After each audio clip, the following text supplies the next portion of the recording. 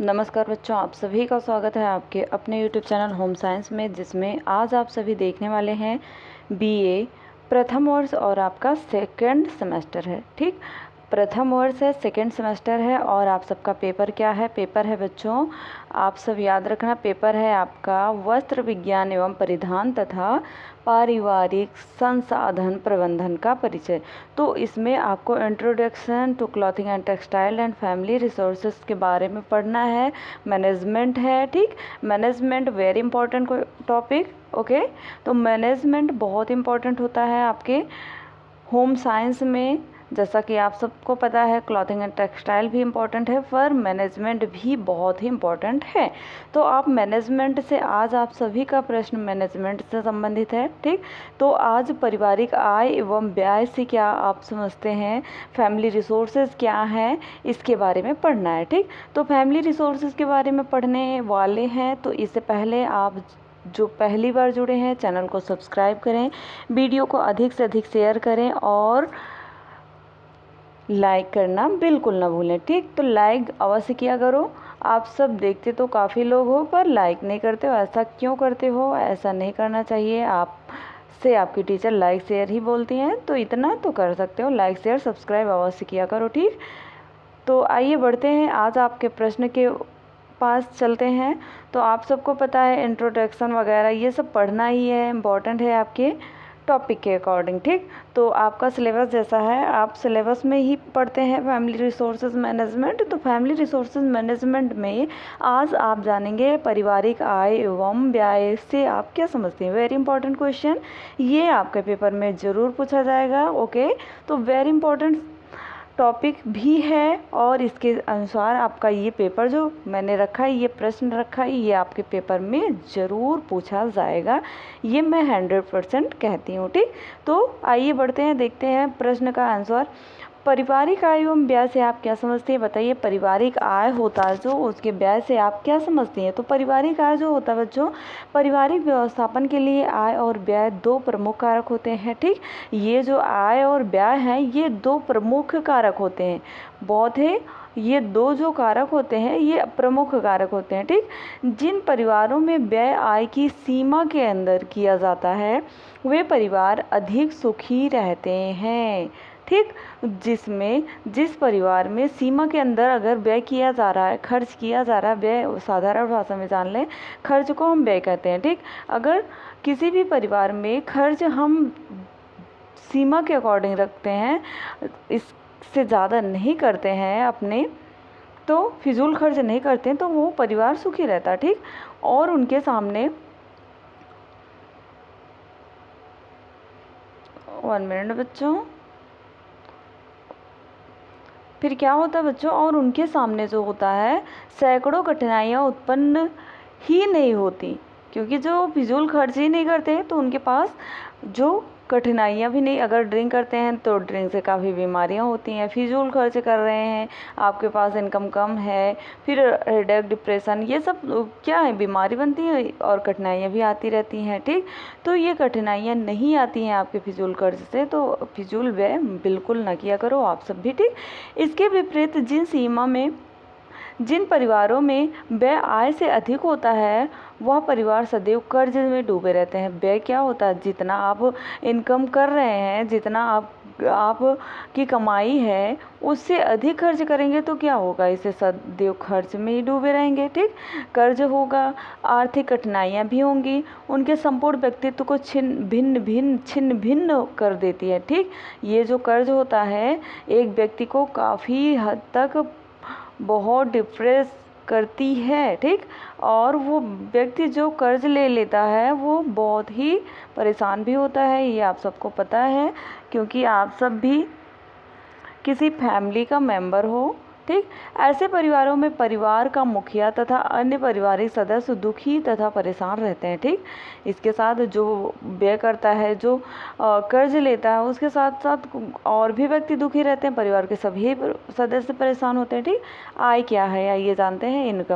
Income कितने प्रकार के होते हैं, एक वास्तविक आय होता है, एक क्या होता है, आप सब मुझे कमेंट में जवाब देना, आप सबके कमेंट का इंतज़ार रहेगा, लास्ट में बताएंगे कि आय कौन कौन से होते हैं। ठीक, देखते हैं किन किन को पता है। मैंने कई वीडियो इस पे बनाया हुआ है इनकम के बारे में। तो परिवार में नौकरी, व्यवसाय, किराए के रूप में जो धन या संपत्ति मासिक रूप में आती है उसे ही परिवार की आय कहते हैं। ठीक, जो परिवार में धन, संपत्ति मासिक क्या होता है, आता है ना, जो किराए की संपत्ति है मासिक रूप से आई हुई, परिवार में आय जो होती है, मासिक आपका वेतन मिलता नहीं, वो सब क्या होता है, आपकी आय होती है। इसी को हम आय कहते हैं। ठीक, प्रोफेसर ग्रास एम कैंडल ने कहा कि पारिवारिक आय मुद्रा, वस्तुओं, सेवाओं तथा संतोष का वह प्रवाह है जो परिवार के अधिकार में उसकी आवश्यकताओं और इच्छाओं को पूरा करने एवं उत्तरदायित्वों के निर्वाह हेतु आता है। ठीक, ये परिवार के उत्तरदायित्वों के निर्वाह के लिए यूज होता है, यही आपका आय कहलाता है। ठीक, उपरोक्त परिभाषाओं के आधार पर कहा जा सकता है कि केवल प्रत्यक्ष मुद्रा को ही नहीं धन के रूप में अर्थात नहीं माना जाता, बल्कि अलग अलग व्यवसायों के में मनुष्यों को प्राप्त होने वाली जो शिक्षा, निवास, चिकित्सा और परिवहन आदि की सुविधाओं को भी आय के अंतर्गत रखा जाता है। किसी भी परिवार में आय को दो भागों में बांटा जाता है। ठीक, एक होता है प्रत्यक्ष आय, दूसरा होता है अप्रत्यक्ष आय। ठीक, तो प्रत्यक्ष आय में आता है आपका जिसे हम डायरेक्ट इनकम बोलते हैं, और दूसरा होता है अप्रत्यक्ष आय। ठीक, तो ये दोनों आय होते हैं। ठीक, तो इसमें प्रत्यक्ष आय में क्या होता है, ये परिवार में की प्रत्यक्ष आय से तात्पर्य उस आय से होता है जो नगद धन के रूप में प्राप्त होती है। ठीक, यह आय परिवार के किसी भी सदस्य द्वारा कमाया गया धन होता है, जो नौकरी या व्यवसाय द्वारा कमाया जाता है। आपके पापा मम्मी भी कमाते हैं, दादा दादी भी हो सकते हैं, भाई भी हो सकते हैं, बहन भी हो सकते हैं, किसी के द्वारा। ठीक, और नगद धन के रूप में प्राप्त होता है। इस आय के अंतर्गत मकान का किराया, जमीन ठेके पर देना, बैंक से प्राप्त ब्याज अथवा अन्य तरीके से प्राप्त होने वाले लाभ प्रत्यक्ष आय की श्रेणी में आते हैं। अप्रत्यक्ष जिसे हम इनडायरेक्ट आय कहते हैं। इनडायरेक्ट आय में क्या होता है, अप्रत्यक्ष आय सुविधाओं के रूप में प्राप्त होती हैं और हमारे परिवार के कुछ खर्चों को कम कर देती हैं। ऐसी सुविधाओं के लिए परिवार को अपना धन व्यय नहीं करना पड़ता है, जैसे सरकारी मकान हुआ, निःशुल्क चिकित्सा हुआ, सुविधाएं हुए, पब्लिक लाइब्रेरी है, निःशुल्क शिक्षा है आदि। आय प्राप्ति के साधनों के आधार पर कुछ विद्वानों ने जो आय है इसकी दो श्रेणियां बनाई हैं। पहली है उपार्जित आय जिसे हम अर्निड इनकम कहते हैं। ठीक, और दूसरा है आपका अनुपार्जित आय जिसे क्या कहते हैं, यूनिअर्निड इनकम। ठीक, तो उपार्जित आय में क्या होता है, परिश्रम तथा सार्थक प्रयास से होने वाली आय उपार्जित आय कहलाती है। उपार्जित आय प्राप्त करने के लिए व्यक्ति अपने सामर्थ्य के अनुसार कार्य करता है।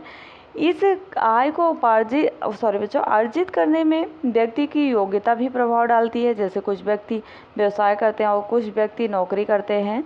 अशिक्षित व्यक्ति निम्न कोटि के कार्य तथा मेहनत मजदूरी करते हैं और शिक्षित व्यक्ति अध्यापन करता है, नौकरी आदि करते हैं। किंतु सबका उद्देश्य एक ही होता है, जीविकोपार्जन। ठीक, जीवन के लिए ये उपार्जित आय ही होते हैं। ठीक, सब जो मजदूरी करता है वो भी अपनी आवश्यकताओं की पूर्ति के लिए। ठीक, धन प्राप्त करना इन प्रयासों के आधार पर प्राप्त की गई उपार्जित आय कहलाती है। ठीक, अनुपार्जित जिसे हम अनअर्न्ड इनकम कहते हैं, इसमें क्या होता है, अनुपार्जित आय वह आय है जो क्या होता है, उत्तराधिकारी से प्राप्त होती है। जैसे पैतृक संपत्ति हुई, आपके माता पिता ने आपके लिए घर बनवाया, ठीक, ये आपकी पैतृक संपत्ति है और आप खुद स्वयं बनाएंगे तो वो उपार्जित आय होगी। उससे मिलने वाले मकानों, दुकानों का किराया, ब्याज, लगान आदि लाभ होता है। व्यक्ति को इससे पाने के लिए शारीरिक और मानसिक श्रम नहीं करना पड़ता है, यही आपका अनुपार्जित इनकम कहलाता है। ठीक, तो आइए व्यय के बारे में भी जान लेते हैं। व्यय वेरी इंपॉर्टेंट। व्यय में क्या है, तो परिवार में बच्चों यदि फैमिली है तो फैमिली में होने वाली आय को जो फैमिली की इनकम है विभिन्न आवश्यकताओं को पूरा करने में खर्च करना ही व्यय कहलाती है। जो आवश्यकताएं होती हैं, आपकी आवश्यकताएं भोजन है, कपड़ा है, मकान है, इन सभी आवश्यकताओं के लिए अगर परिवार में जो व्यय किया जाता है, आय का व्यय किया जाता है, खर्च किया जाता है, वही आपका व्यय कहलाता है। ठीक, इन आवश्यकताओं में कुछ आवश्यकताएं अनिवार्य तथा कुछ आरामदायक और कुछ विलासिता संबंधी होती हैं। जैसे व्यक्ति अपनी प्राथमिकताओं के आधार पर सर्वप्रथम अपनी अनिवार्य आवश्यकताओं को पूरा करता है, फिर वह अपनी आरामदायक आवश्यकताओं की पूर्ति के लिए व्यय करता है तथा उसके पश्चात बची हुई आय को वह विलासिता पर व्यय करता है। बिल्कुल मत करना आप सब विलासिता पर। ठीक, विलासिता इज़ वेरी डर्टी, ओके, बहुत गंदा है। विलासिता में अगर पड़ जाते हैं व्यक्ति तो उनका विलास ही हो जाता है, अर्थात विलास का मतलब जैसे कि उनका नाश हो जाता है। ठीक, इस प्रकार व्यय को निम्नलिखित भागों में विभाजित किया जा सकता है। जैसे फर्स्ट आता है निर्धारित या निश्चित व्यय। इसके अंतर्गत क्या होता है, वे व्यय होते हैं जो हर परिवार को निश्चित समय पर निश्चित धनराशि के रूप में करने पड़ते हैं। इन व्ययों को वह अपनी इच्छा अनुसार कम या ज़्यादा नहीं कर सकता। इसके अंतर्गत होने वाले व्यय बच्चों के जैसे फीस है, पानी बिजली का बिल, मकान का किराया, बीमे की किस्ती आदि, ये सभी क्या होते हैं, निर्धारित या निश्चित व्यय होती हैं। वहीं अर्ध निर्धारित व्यय जो होते हैं, इनमें होते हैं ये वे खर्च होते हैं जिनको पूरा किए बिना भी परिवार का काम चलता है, लेकिन परिवार अपनी सुविधा अनुसार इन व्यय को में अगर कमी करता है तो अपनी सुविधा अनुसार इन्हें बढ़ा भी सकता है। जैसे वस्त्र है, भोजन है, मनोरंजन है, इन पर होने वाले व्यय ये अर्ध निर्धारित व्यय होते हैं, क्योंकि हमेशा तो आप वस्त्र लेंगे नहीं हर मंथ। ओके, तो नेक्स्ट आता है अन्य व्यय। अन्य व्यय में ये व्यय वो होते हैं जो परिवार को आर्थिक स्थिति पर निर्भर करते हैं और परिवार की आर्थिक स्थिति को ध्यान में रखते हुए व्यय किए जाते हैं। ठीक, धन की व्यवस्था न होने पर इन व्ययों को बंद किया जाता है। ठीक, बंद भी किया जा सकता है। इनके अंतर्गत विलासिता संबंधी या मनोरंजन आरामदायक आवश्यकताओं पर होने वाले व्यय। विलासिता क्या है, जैसे कि ड्रिंक करना, ओके, किसी गलत व्यवहार में आ जाना। ठीक, आप सब टीवी वगैरह पे देखते रहते हो। ठीक, आप सब इतने टैलेंटेड हो, आप सबको पता है। अचानक आने वाले वे, हर परिवार में कुछ खर्च ऐसे होते हैं जिनके बारे में या तो ज्ञात ही नहीं होता है कि ये खर्च आएंगे, किंतु क्या होता है, परंतु कितनी मात्रा में होंगी या ज्ञात नहीं होता। जैसे परिवार के कुछ अतिथियों का आगमन हो जाना, अतिथि तुम कब जाओगे, आपने देखा होगा मूवी। ठीक, तो अचानक किसी शादी विवाह में जाने का खर्च भी आ जाता है। परिवार में किसी सदस्य की बीमारी पर होने वाले खर्च, ये सभी क्या हैं, अचानक के खर्च आते हैं। ठीक, आई होप आपने बहुत अच्छा समझा होगा। मिलते हैं नेक्स्ट वीडियो में नेक्स्ट टॉपिक के साथ, तब तक के लिए जय Mata Rani. Like share subscribe अवश्य कर दें अभी तक नहीं किया है तो। Okay, bye.